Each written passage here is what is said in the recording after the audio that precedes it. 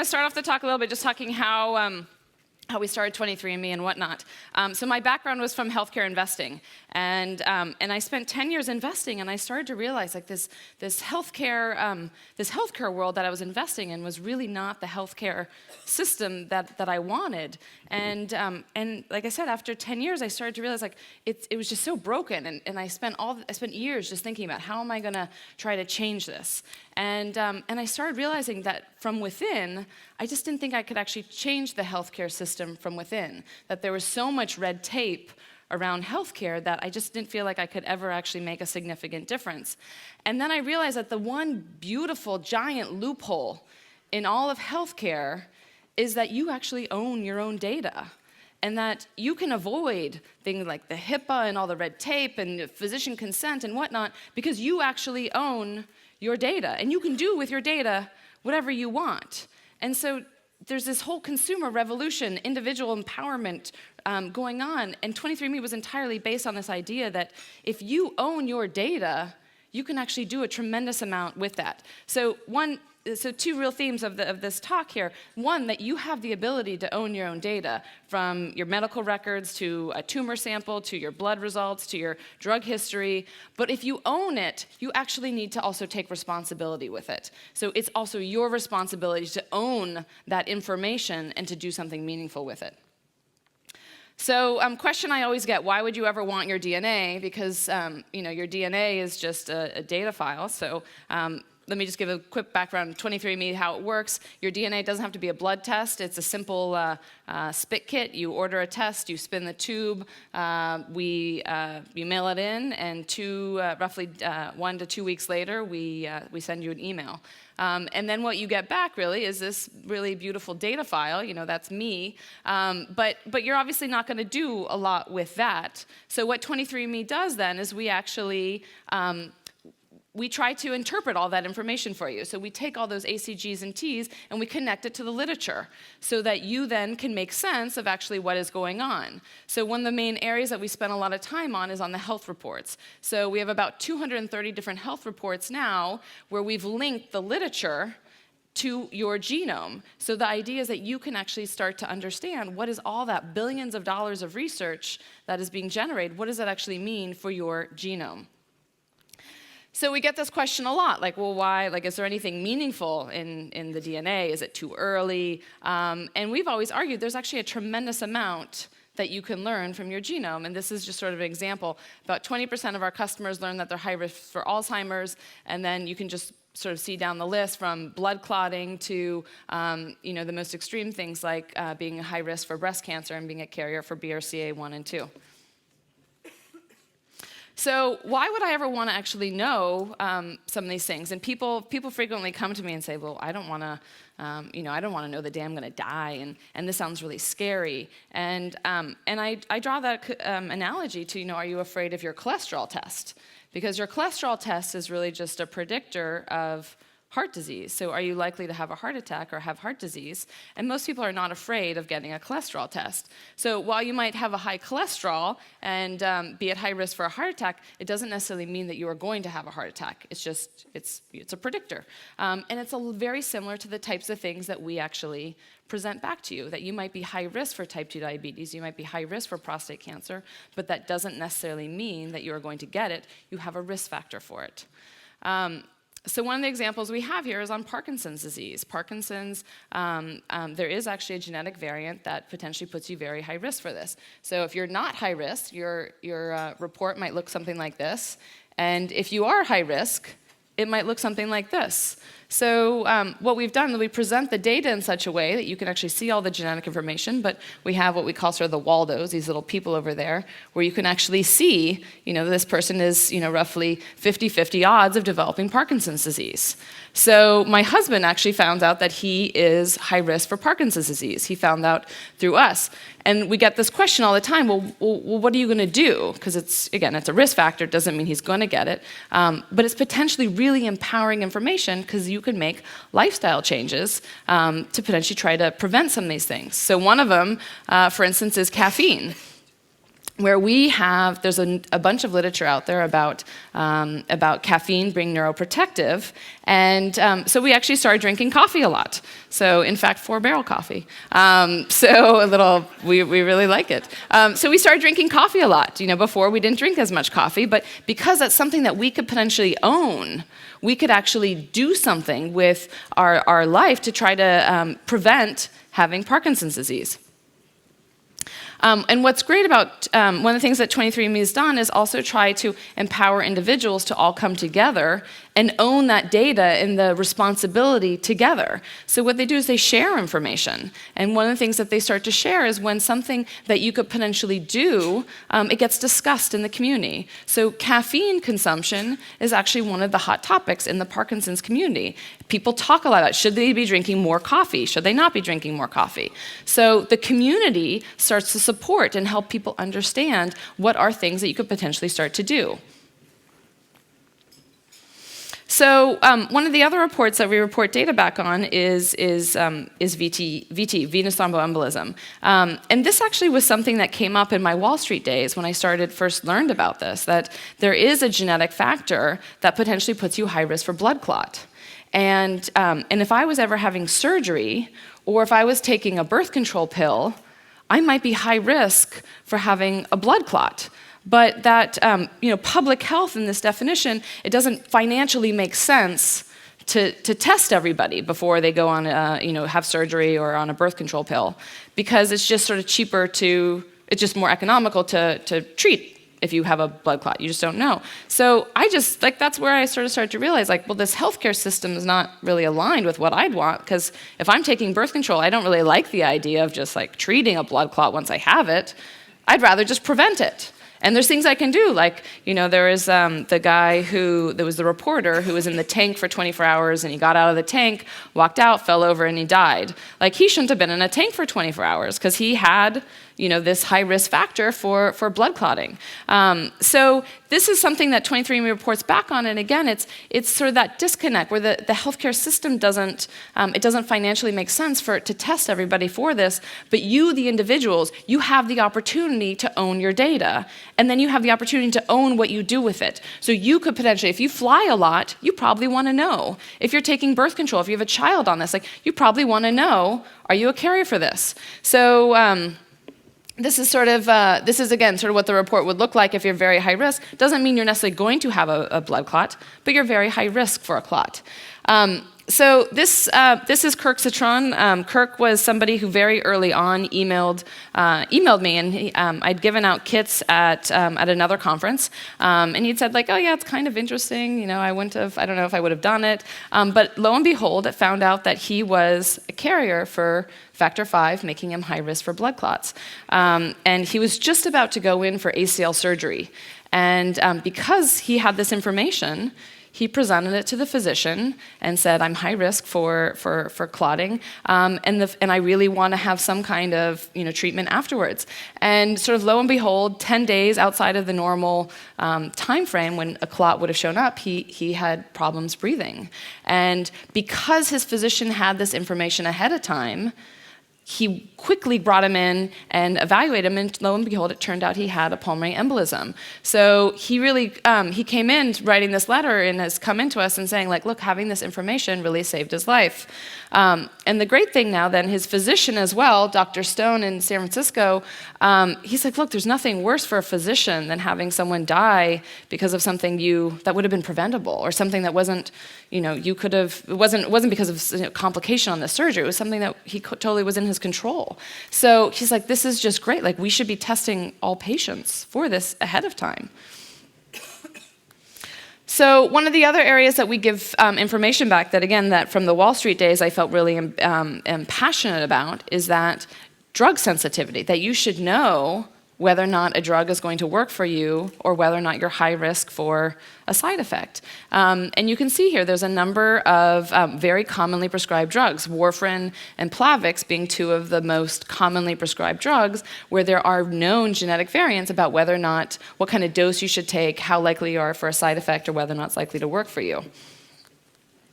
So like I said, warfarin is one of the most prescribed drugs out there. It is used, it's a blood thinner. And the FDA actually even changed, they were passionate about, they actually went through the effort of changing the label and put a genetic component on the label for how to prescribe Plavix. And the reason why they did this is that there's roughly about 2 million people every year who start taking it to prevent blood clots, heart attack, stroke. But it's a really tough drug to dose.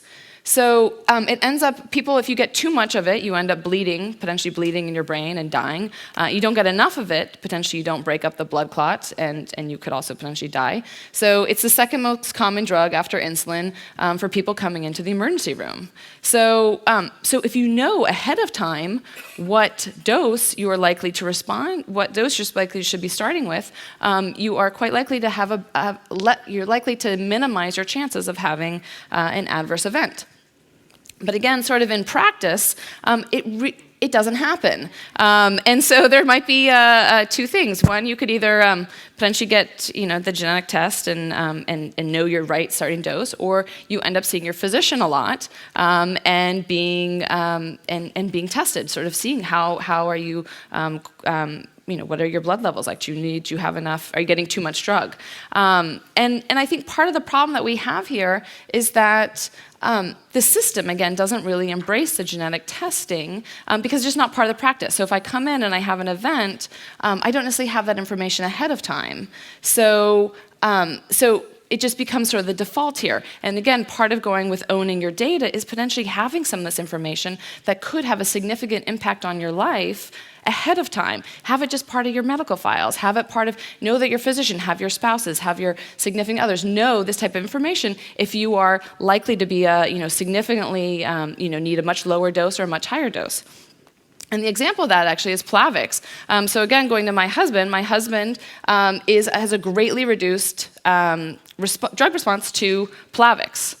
So again, Plavix is a common drug. Let's say someone's getting a stent put in, they're frequently put on Plavix afterwards. But what's the point of being on the drug to break up blood clots if it's not actually going to work? So this is the type of information, again, that is valuable for me to own and to know because I am responsible for taking care of my family. So another really fascinating story that came in is pseudo cholinesterase deficiency. So again, this is never a fun sight for anybody to necessarily be going under for anesthesia. And again, you can think about, you hear about some of these horrible stories of being on an anesthetic and then you're frozen and you're feeling all the pain, or you are frozen and you can't breathe. There's again these rare sort of side effects, but it happens occasionally. So roughly 5% of individuals, that means that probably at least one of you in this room or more has a pseudocholinesterase deficiency, meaning that there's certain types of anesthetics that you could go on that normal people, or the majority of the population, respond, they can start breathing again. The drug metabolizes after about 5 minutes. But for a small percent, this 5% of the population, they keep having the drug stays in their system and they can't breathe. And so physicians will take out the tube and start sort of wrapping up the surgery, and you can't breathe. And so this poor woman, Renee, she actually emailed us saying, yes, this happened to me and it was horrible. And I would have much rather had this data ahead of time. Like why? I was on the table having surgery, they take out the tube and I start twitching because I can't breathe. And so then there's like a whole panic and they come in and she's like it would have been great to have this information ahead of time. So again, this is part of, you never know if you're part of that 5%, but if there's 5% chance that I might have that, I'd just like to know. So carrier status is the other thing that we've, again, sort of felt impassioned about, that I'm always amazed that how many people don't get tested before they have children, whether or not they're a carrier for something. So common things like cystic fibrosis, Tay-Sachs, et cetera.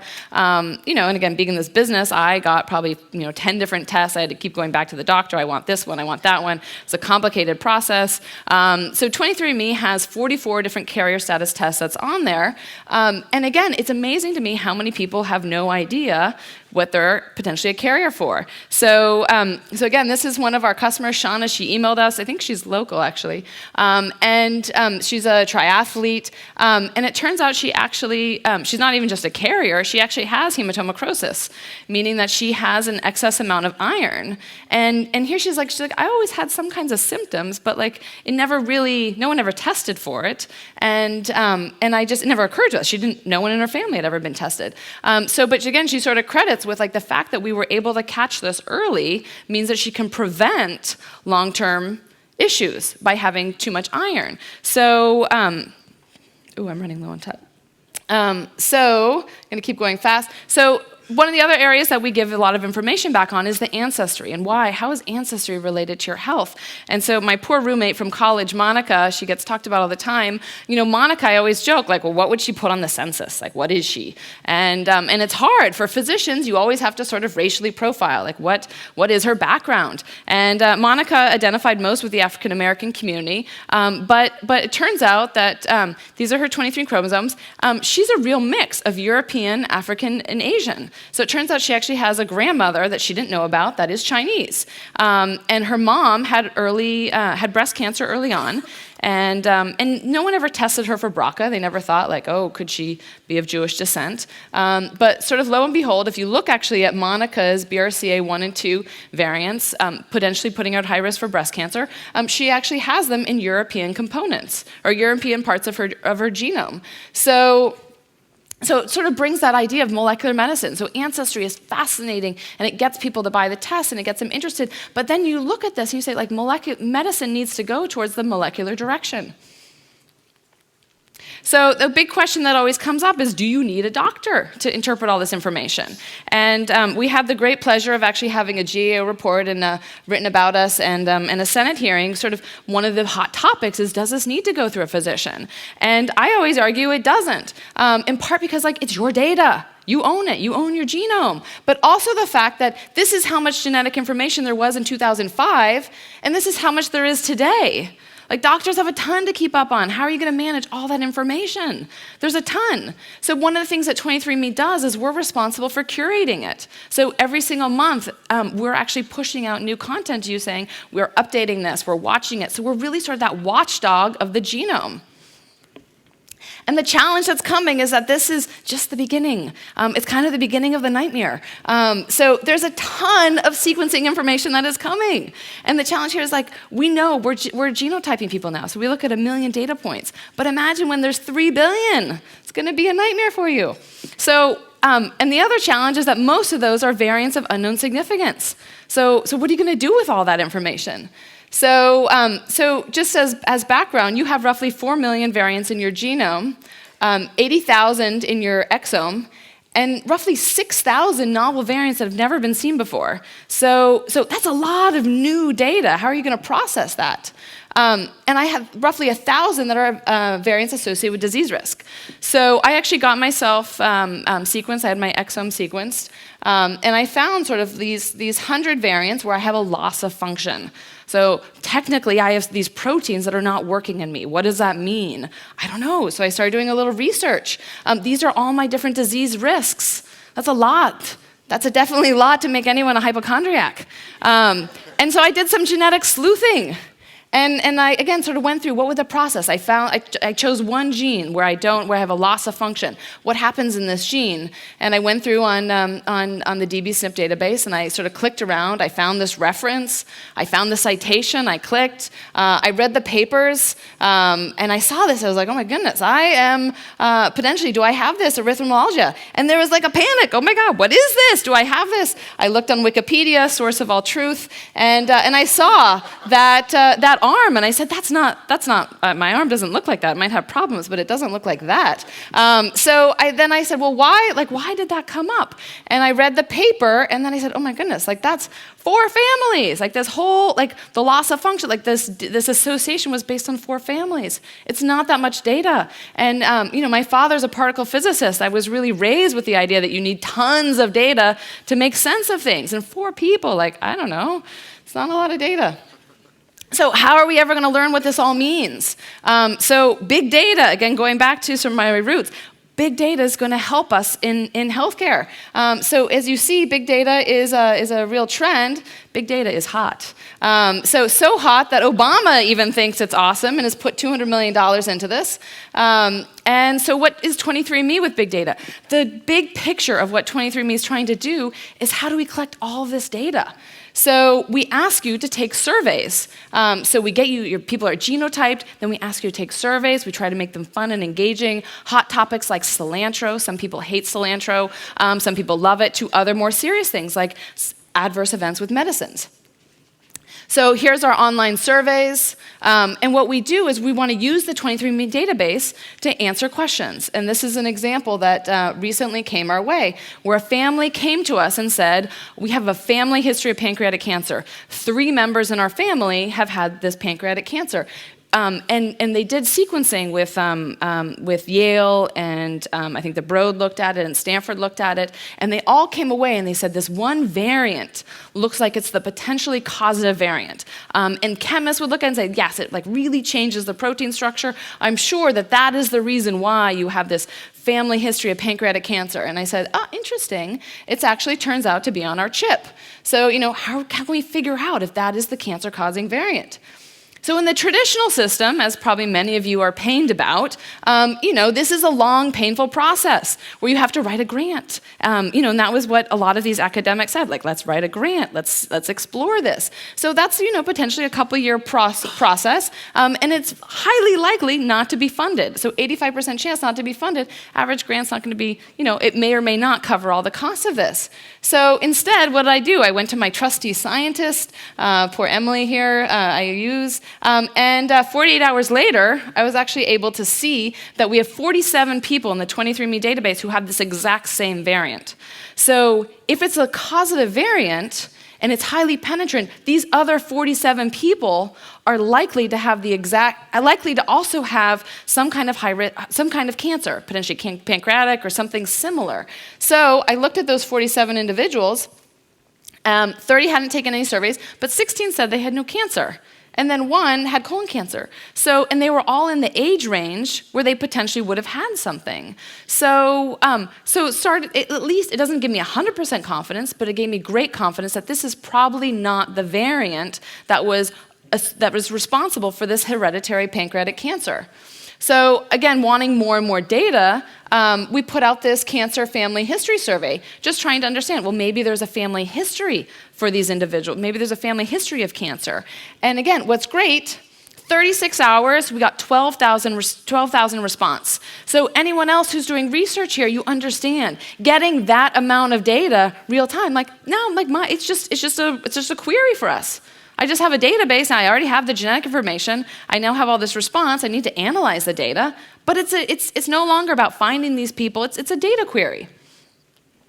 So one of the big communities, what we're really trying to do is bring people together, and especially people who have a specific disease, and do real crowdsourced research. Parkinson's disease is one of the areas where we have a significant focus. We have almost 9,000 individuals enrolled in this. And again, I love this quote. What 23andMe did in a matter of years would have taken several decades and tens of millions of dollars if done conventionally.